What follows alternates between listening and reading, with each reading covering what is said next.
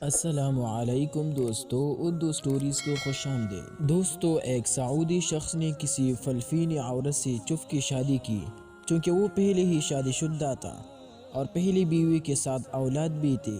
جب اس شخص کو بیماری لاحق ہوئی تو اس نے اپنے پہلی بیوی کے ساتھ جو اولاد تھے ان کو وصیت کے لیے جمع کیا اور ان میں سے اپنے بڑے بیٹے کو بتایا، بیٹا میں نے چف کی فلپینی کسی عورت سے بھی شادی کی ہوئی ہے، تو میرے بعد ان کا خیال رکھنا اور وراثت میں ان کو بھی حق دینا، اور ساتھ ہی ان کا مکمل فتح بھی دیا جہاں وہ رہتی تھی۔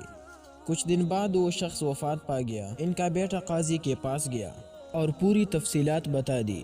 قاضی نے فیصلہ رکھوا دیا اور حکم دی فلپینی عورت کو بھی یہاں پیش کرے، تو بڑے بیٹے اپنے والد مرحوم کی دی ہوئی ایڈریس کے مطابق فلپین پہنچا۔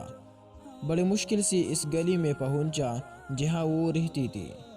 دوسری طرف وہ عورت جو اس کے والد کی زوجہ تھی، انہیں دیکھ کر ہی بتا دیا، میں وہی عورت ہوں جو تو تلاش کر رہا ہے، اور مجھ تک یہ خبر بھی پہنچی ہے کہ میرا شوہر کا انتقال ہو گیا ہے۔ تو بیٹی نے بھی ساری تفصیلات بتا دی اور ان کو سعودیہ کی طرف سفر کے لیے قائل کیا، اور اپنی دوسری ماں کو لے کر سعودی پہنچے اور سیدھا قاضی کے پاس گئی۔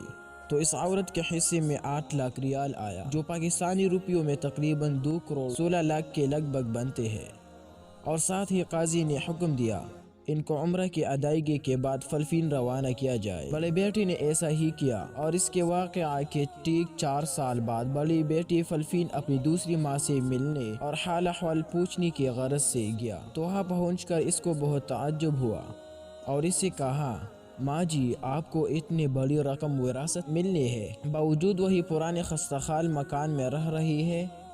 ماں جی نے اس کا ہاتھ پکڑ کر ایک جگہ پر لے گئی جہاں ایک بڑا اسلامی ادارہ قائم تھا۔ وہاں حفظ القرآن کا شعبہ بھی تھا اور یتیم خانہ بھی۔ ماں جی نے کہا، بیٹا سر اٹھا کر ادارے کے بورڈ کی طرف دیکھنا۔ بورڈ دیکھ کر بیٹے کے آنکھوں میں آنسو آمد آیا، کیونکہ بورڈ پر ان کے والد کا نام لکھا ہوا تھا۔ اس نیک صفت عورت نے کہا، میں نے یہ ادارہ اپنے وراثت کے پیسے سے بنایا ہے اور اپنے شوہر کے نام پر وقف کیا ہے، تاکہ ان کو اس ادارے کی وجہ سے ثواب ملتا رہے۔ یہ تھی دوستو سچی محبت، ورنہ اس پیسے سے وہ ایک عالی شان بنگلہ بھی بنا سکتی تھی، پر انہوں نے سوچا محبت کے مقابلے میں عالی شان بنگلہ کی کیا حیثیت، بنگلہ تو عارضی چیز ہے۔ البتہ یہ اسلامی ادارہ ان کو اور ان کے شوہر کو آخرت میں کام آئیں گے۔ جب بیٹا سعودیہ واپس آیا تو اپنے دوسرے بھائیوں کو بھی اس بارے میں آگاہ کیا۔ تمام بھائی اس رات جاگتے رہے اور باہم مل کر چندہ جمع کیا۔